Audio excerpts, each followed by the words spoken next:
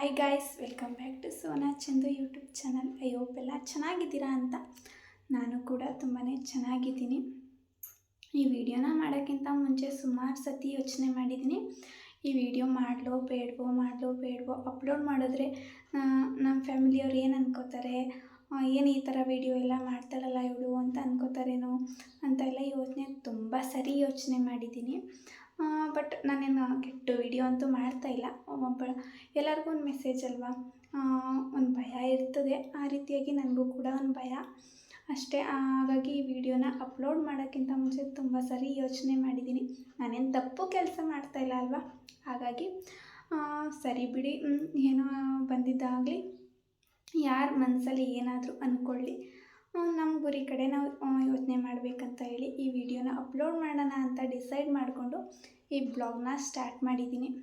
ಇನ್ನು ಯಾರೆಲ್ಲ ನನ್ನ ಚಾನಲ್ನ ಸಬ್ಸ್ಕ್ರೈಬ್ ಆಗದೆ ನೋಡ್ತಾ ಇದ್ದೀರಿ, ಪ್ಲೀಸ್ ಈಗಲೇ ಹೋಗಿ ಸಬ್ಸ್ಕ್ರೈಬ್ ಆಗಿ, ಹಾಗೆ ಪಕ್ಕದಲ್ಲೇ ಕಾಣೋ ಬೆಲ್ ಐಕಾನನ್ನು ಕ್ಲಿಕ್ ಮಾಡಿ. ನಾನು ಯಾವುದೇ ವಿಡಿಯೋ ಅಪ್ಲೋಡ್ ಮಾಡಿದ್ರೂ ನೋಟಿಫಿಕೇಷನ್ ಬರುತ್ತೆ. ಇನ್ನು ನನಗೆ ಆಲ್ರೆಡಿ ಆಪ್ರೇಷನ್ ಆಗಿ 6 ಮಂತ್ ಆಯಿತು. ಇನ್ನು ಪಾಪುಗೂ ಕೂಡ ವರ್ಷದ ಮೇಲೆ 1 ತಿಂಗಳಾಯಿತು. ಇನ್ನೂ ಕೂಡ ಪೀರಿಯಡ್ಸ್ ಸ್ಟಾರ್ಟ್ ಆಗಿಲ್ಲ. ಹಾಗಾಗಿ ನನಗೂ ಕೂಡ ಒಂದು ಭಯ ಅಷ್ಟೇ. ಮತ್ತೆ ಪ್ರೆಗ್ನೆಂಟ್ ಆಗೋದನ್ನ ಹೆಂಗೆ ಏನಪ್ಪ, ಎಲ್ಲರಿಗೂ ಎಲ್ಲ ಹುಡುಗಿಯರಿಗೆ ಈ ಫೀಲಿಂಗ್ಸ್ ಗೊತ್ತಿರುತ್ತೆ. ಅವರು ಮಂತ್ಲಿ ಕರೆಕ್ಟಾಗಿ ಪೀರಿಯಡ್ಸ್ ಸ್ಟಾರ್ಟ್ ಆಗಲಿಲ್ಲ ಅಂದರೆ ಅವ್ರ ಮನಸ್ಸಲ್ಲಿ, ಅವ್ರ ಮೈಂಡ್ಸೆಟ್ಟಲ್ಲಿ ಬರೋದೇ ಮೊದಲು ಮತ್ತೆ ಪೀರಿಯಡ್ ಆಗೋದನ್ನ ಅಥವಾ ಪ್ರೆಗ್ನೆಂಟ್ ಆಗೋದನ್ನ, ಮತ್ತು ಏನಾದ್ರು ಪ್ರೆಗ್ನೆಂಟ್ ಆಗೋದನ್ನ ಹೆಂಗಪ್ಪ ಅಂತ ಅವ್ರ ಮೈಂಡ್ಸೆಟ್ಟಲ್ಲಿ ಬಂದ್ಬಿಡುತ್ತೆ. ಅದೇ ರೀತಿ ನನಗೂ ಕೂಡ ವರ್ಷ ಆಯಿತು 9. ನನ್ನ ಮೊದಲನೇ ಪಾಪು ಆದಾಗ ವರ್ಷಕ್ಕೆ ನನ್ನ ಪೀರಿಯಡ್ಸ್ ಸ್ಟಾರ್ಟ್ ಆಯಿತು. ಅಂದರೆ 9 ಮಂತ್ಸ್ಗೆ ನನ್ನ ಪೀರಿಯಡ್ಸ್ ಸ್ಟಾರ್ಟ್ ಆಯಿತು. ಈಗ 2ನೇ ಪಾಪು ಆದಾಗ ಆಲ್ರೆಡಿ ಪಾಪು ಆಯಿತು, ಆಪ್ರೇಷನ್ನು ಕೂಡ ಆಯಿತು, ಕರೆಂಟ್ ಆಪ್ರೇಷನ್ ಮಾಡಿಸ್ಕೊಂಡೆ. ಇನ್ನೂ ಕೂಡ ಪೀರಿಯಡ್ಸ್ ಸ್ಟಾರ್ಟ್ ಆಗಿಲ್ಲ. ಹಾಗಾಗಿ ಒಂದು ಭಯ ಇತ್ತು ನನಗೆ, ಮತ್ತೆ ಪೀರಿಯಡ್ ಸ್ಟಾರ್ಟ್ ಆಗಿಲ್ಲ, ಮತ್ತೆ ಪ್ರೆಗ್ನೆಂಟ್ ಆಗೋದನ್ನ ಹೆಂಗಪ್ಪ. ನನ್ನ ಪಾಪು ಆದಾಗ, ಡೆಲಿವರಿ ಆದಾಗ ಆಸ್ಪತ್ರೆಗೆ ಒಬ್ಬರು ಬಂದಿದ್ದರು. ನಾನು ಇಲ್ಲೇ ಆಪ್ರೇಷನ್ ಮಾಡಿಸ್ಕೊಂಡೆ, ಬಟ್ ಮತ್ತೆ ಪ್ರೆಗ್ನೆಂಟ್ ಆಗಿದ್ದೀನಿ, ಕರೆಕ್ಟಾಗಿ ಆಪ್ರೇಷನ್ ಮಾಡಿಲ್ಲ ಇವರು ಅಂತ. ನನಗೂ ಅದೇ ರೀತಿ ಒಂದು ಭಯ. ಮತ್ತೇನಾದ್ರು ನಾನು ಕೂಡ ಪ್ರೆಗ್ನೆಂಟ್ ಆಗೋದನ್ನ ಹೆಂಗಪ್ಪ ಅಂತ. ಅದಕ್ಕೆ ಈ ವಿಡಿಯೋನ, ನಂತರ ಎಷ್ಟೋ ಜನ ಡೆಲಿವರಿ ಆಗಿರುತ್ತೆ, ಆದರೂ ಕೂಡ ಇನ್ನೂ ಪೀರಿಯಡ್ಸ್ ಸ್ಟಾರ್ಟ್ ಆಗಿರೋದಿಲ್ಲ. ಅವ್ರಿಗೆಲ್ಲ ಒಂದು ಭಯ ಇರುತ್ತಲ್ವ, ನನಗೂ ಅದೇ ರೀತಿ ಭಯ. ಜಾಸ್ತಿ ಯೋಚನೆ ಮಾಡ್ತಾಯಿದ್ರೆ ಕೂಡ ಪೀರಿಯಡ್ಸ್ ಸ್ಟಾರ್ಟ್ ಆಗೋದಿಲ್ವಂತೆ. ಒಂದೇ ವಿಷಯದ ಬಗ್ಗೆ ನಮ್ಮ ಮನಸ್ಸಲ್ಲಿ ಯೋಚನೆ ಮಾಡ್ತಾನೇ ಇದ್ದರೆ ಮಂತ್ಲಿ ಕರೆಕ್ಟಾಗಿ ಪೀರಿಯಡ್ ಕೂಡ ಆಗೋದಿಲ್ಲ. ಹಾಗಾಗಿ ನಾನೇನಕ್ಕೆ ಜಾಸ್ತಿ ಯೋಚನೆ ಮಾಡಬೇಕು ಅಂತ ಹೇಳಿ ನೋಡೋದ, ಟೆಸ್ಟ್ ಮಾಡೇ ಬಿಡೋಣ ಅಂತ ಅಂದ್ಕೊಂಡು ಪ್ರೆಗಾನ್ಯೂಸ್ ತರಿಸಿದ್ದೀನಿ. ನೋಡೋಣ, ಟೆಸ್ಟ್ ಮಾಡೋಣ. ಇವಾಗ ಪಾಸಿಟಿವ್ ಆರ್ ನೆಗೆಟಿವ್. ನನ್ನ ಮನಸ್ಸಲ್ಲಂತೂ ಭಯ ಸ್ಟಾರ್ಟ್ ಆಗೋಗಿದೆ. ಅಪ್ಪ, ಏನೋ ದೇವ್ರಿಗೆ ಬಿಟ್ಟಿದ್ದು. ಮತ್ತೆ ಕೊಟ್ಟರು, ಬೇಡ ಅನ್ನೋಕ್ಕಾಗೋದಿಲ್ಲ. ಕೊಡಲಿಲ್ಲ ಅಂದರೂ ತುಂಬಾ ಒಳ್ಳೆಯದು ಅಂತ ಅನ್ಕೋತೀನಿ. ನೋಡೋಣ ರಿಸಲ್ಟ್ ಏನಾಗುತ್ತೆ ಅಂತ. ಓ ಮೈ ಗಾಡ್, ನನ್ನ ಕೈಲಂತೂ ಕ್ಯೂರಿಯಾಸಿಟಿ ತಡೆಯೋಕ್ಕಾಯ್ತಾಯಿಲ್ಲ. ಏನಾಗೈತಪ್ಪ ಎಂತಾಗೈತಪ್ಪ ಅಂತ ದೇವ್ರಿಗೆ ಭಾರ ಹಾಕಿದ್ದೀನಿ. ದೇವ್ರ ಮೇಲೆ ನಾನು ಭಾರ ಹಾಕಿ ಚೆಕ್ ಮಾಡೋಣ ಅಂತ ಡಿಸೈಡ್ ಮಾಡಿ ಚೆಕ್ ಮಾಡಿದ್ದೀನಿ. Result positive or negative. ಎಷ್ಟು ಭಯ ಆಯ್ತೈತೆ ಅಂತಂದರೆ, ಆಲ್ರೆಡಿ ಚೆಕ್ ಮಾಡೋಕ್ಕೆ ಹಾಕಿದ್ದೀನಿ. 3 ಮಿನಿಟ್ಸ್ ವೆಯ್ಟ್ ಮಾಡೋಣ ಅಂತ ವೆಯ್ಟ್ ಮಾಡ್ತಾಯಿದ್ದೀನಿ. ದೇವರೇ, ಪಾಸಿಟಿವ್ ಆರ್ ನೆಗೆಟಿವ್ ಗೊತ್ತಿಲ್ಲ, ಎಲ್ಲ ದೇವ್ರಿಗೆ ಬಿಟ್ಟಿದ್ದು. ಮತ್ತು ಇನ್ನೊಂದು ವಿಷಯನ ಶೇರ್ ಮಾಡ್ಕೋಬೇಕು ನಿಮ್ಮ ಜೊತೆ. ಎಷ್ಟೋ ಜನ ಆಲ್ರೆಡಿ ಪಾಪು ಆಗಿರುತ್ತೆ, ಆಪ್ರೇಷನ್ನು ಕೂಡ ಆಗಿರುತ್ತೆ. ಪಾಪುಗೆ 5 ಇಯರ್ಸ್ 6 ಇಯರ್ಸ್, ಅದ್ಯಾಕೆ 10 ಇಯರ್ಸ್ ಕೂಡ ಕಂಪ್ಲೀಟ್ ಆಗಿರುತ್ತೆ. ಆನಂತರ ಪ್ರೆಗ್ನೆಂಟ್ ಆಗೋಳು ಕೂಡ ಆಗಿರ್ತಾರೆ. ಕರೆಂಟ್ ಆಪ್ರೇಷನ್ ಮಾಡಿಸ್ಕೊಂಡಿರೋರ್ಗೂ ಕೂಡ ಆಗಿರುತ್ತೆ, ಕೈ ಆಪ್ರೇಷನ್ ಮಾಡಿಸ್ಕೊಂಡಿರೋರ್ಗೂ ಕೂಡ ಮತ್ತೆ ಪ್ರೆಗ್ನೆಂಟ್ ಆಗಿರ್ತಾರೆ. ಹಾಗಾಗಿ ನಮಗೂ ಕೂಡ ಒಂದು ಸಣ್ಣ ಭಯ ಅಷ್ಟೇ. ದೇವ್ರು ಏನು ಮಾಡ್ತಾರೋ, ದೇವ್ರ ಇಚ್ಛೆ ಏನಿರುತ್ತೆ ಅದೇ ನಮ್ಮ ಜೀವನದಲ್ಲಿ ನಡೆಯೋದು. ನಾವೇನೇ ಅಂದ್ಕೊಂಡ್ರೂ ಅದು ಆಗೋದಿಲ್ಲ. ದೇವ್ರ ಇಚ್ಛೆ ಏನಿರುತ್ತೆ ಅದೇ ಅಲ್ವಾ ಆಗೋದು. ಫೈನಲಾಗಿ ರಿಸಲ್ಟ್ ಬಂತು. ಓ ಮೈ ಗಾಡ್, ಈ ರೀತಿ ಆಗುತ್ತೆ ಅಂತ ನಾನಂತೂ ಅಂದ್ಕೊಂಡಿರಲಿಲ್ಲ. ಪಾಸಿಟಿವ್ ಆರ್ ನೆಗೆಟಿವ್ ರಿವೀಲ್ ಮಾಡಲಾ? ಮತ್ತೆ ಪ್ರೆಗ್ನೆಂಟಾ ಇಲ್ವಾ ರಿವೀಲ್ ಮಾಡಲಾ? ಇಲ್ಲ ಇಲ್ಲ, ಮತ್ತೆ ಪ್ರೆಗ್ನೆಂಟ್ ಆಗಿಲ್ಲ. ಸದ್ಯಕ್ಕೆ ನನ್ನ ಭಯ ಎಲ್ಲ ನಿವಾರಣೆ ಆಯಿತು. ಇದೇ ರೀತಿ ಎಷ್ಟೋ ಜನ ಯೋಚನೆ ಮಾಡ್ತಾಯಿರ್ತಾರೆ. ಆಲ್ರೆಡಿ ಆಪ್ರೇಷನ್ ಆಗಿರುತ್ತೆ, ಇನ್ನೂ ಪಿರಿಯಡ್ ಸ್ಟಾರ್ಟ್ ಆಗಿಲ್ಲ, ಏನಪ್ಪ ಮಾಡೋದು ಅಂತ ಯೋಚನೆ ಮಾಡೋದು ಬಿಟ್ಟು ಪ್ರೆಗ್ನೆನ್ಸಿ ಇದ್ದೇ ಇದೆ, ತರಿಸಿ ಚೆಕ್ ಮಾಡಿ. ಯೋಚನೆ ಜಾಸ್ತಿ ಮಾಡಬೇಡಿ. ಯೋಚನೆ ಮಾಡಿದಷ್ಟು ನಮ್ಮ ಆರೋಗ್ಯನೇ ಹಾಳು, ಹಾಗೆ ನಮ್ಮ ನೆಮ್ಮದಿ ಕೂಡ ಅದೇ ಹಾಳು. ನಾವು ಯಾವುದೇ ಕೆಲಸ ಮಾಡ್ತಾಯಿದ್ರು ನಮ್ಮ ತಲೆಯಲ್ಲಿ ಅದೇ ಇರ್ತದೆ.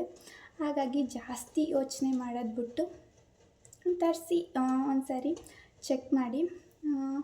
ಏನು ಪಾಸಿಟಿವ್ ದೇವ್ರಿಗೆ ಬಿಟ್ಟಿದ್ದಲ್ವಾ, ಪಾಸಿಟಿವ್ ಇದ್ದರೆ ದೇವ್ರು ಕೊಟ್ಟ ಅಂತ ಈಸ್ಕೊಳ್ಳೋದು, ನೆಗೆಟಿವ್ ಇದ್ದರೆ ಸದ್ಯಕ್ಕೆ 2 ಮಕ್ಕಳಿದ್ದಾರೆ ಸಾಕು ಅಂತ ಸುಮ್ಮನಾಗೋದು. ನನ್ನ ಜೀವನದಲ್ಲೂ ಅಷ್ಟೇ. ಇವಾಗ 2 ಮಕ್ಕಳಿದೆ, ಒಂದು ಗಂಡು ಪಾಪು, ಒಂದು ಹೆಣ್ಣು ಪಾಪು. ಒಂದು ಹೆಣ್ಣಿಗೆ ಇನ್ನೇನು ಬೇಕು ಹೇಳಿ, ಸಾಕಲ್ವ ಅಷ್ಟು. ನನಗೂ ಕೂಡ ಒಂದು ಹೆಣ್ಣು ಒಂದು ಗಂಡು ಪಾಪು ಇದೆ, ನನಗೂ ಅಷ್ಟೇ ಸಾಕು. ಇನ್ನೇನು ಬೇಡ ನನ್ನ ಜೀವನದಲ್ಲಿ. ಆ 2 ಮಕ್ಕಳನ್ನ ಚೆನ್ನಾಗಿ ನೋಡಿಕೊಂಡು ನನ್ನ ಜೀವನನೂ ನಾನು ಅಂದ್ಕೊಂಡಿದ್ದ ಕಡೆ ರೀಚ್ ಆದರೆ ಅಷ್ಟೇ ನನ್ನ ಸಾಕು, ಇನ್ನೇನು ಬೇಡ. ಸದ್ಯಕ್ಕೆ ನೆಗೆಟಿವ್ ರಿಸಲ್ಟ್ ಬಂತು. ನನಗಂತೂ ತುಂಬ ಖುಷಿ ಆಯಿತು. ಎಷ್ಟು ದಿನದಿಂದ ಯೋಚನೆ ಮಾಡ್ತಾಯಿದ್ದೆ ಅಂದರೆ, ಆಪ್ರೇಷನ್ ಆದರೂ ಕೂಡ ಭಯ ಅನ್ನೋದು ತಪ್ಪಿದ್ದಲ್ಲ ಹೆಣ್ಮಕ್ಳಿಗೆ. ಆಪ್ರೇಷನ್ ಆದರೂ ಕಷ್ಟ, ಆಪ್ರೇಷನ್ ಆಗಲಿಲ್ಲ ಅಂದರೂ ಕಷ್ಟ. ನನಗಂತೂ ಇವಾಗ ಸಮಾಧಾನ ಆಯಿತು ಮನಸ್ಸಿಗೆ. ತುಂಬ ಅಂದರೆ ತುಂಬ ಸಮಾಧಾನ ಆಯಿತು. ನನ್ನ ತಂಗಿಗೆ ಫೋನ್ ಮಾಡಿ ನಿಮ್ಮ ಜೊತೆ ಶೇರ್ ಮಾಡ್ಕೊಳ್ಳೋಣ, ಅವಳನ್ನ ಫ್ರ್ಯಾಂಕ್ ಮಾಡೋಣ ಅಂತ ಅಂದ್ಕೊಂಡೆ. ಬಟ್ ಆಗಲಿಲ್ಲ.